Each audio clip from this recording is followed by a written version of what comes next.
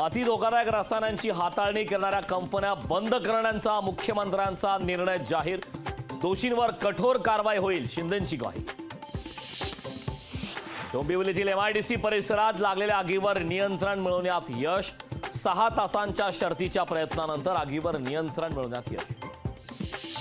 डोंबिवलीत अमुदान chemical कंपनीत 3 स्फोट। स्फोटामुळे डोंबिवली एमआयडीसी हादरली। स्फोटात 60 जण जखमी असल्याची माहिती।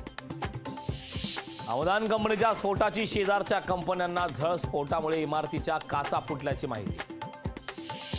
अमुदान केमिकल कंपनीत बॉयलरचा स्फोट झाल्याची घटना दुःखद। मुख्यमंत्री उपमुख्यमंत्र्यांची प्रतिक्रिया।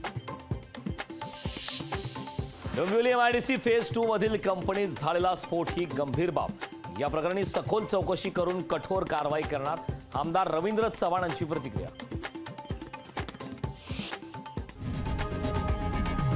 लोकशाही मराठी ऐका, पहा, जागरूक रहा।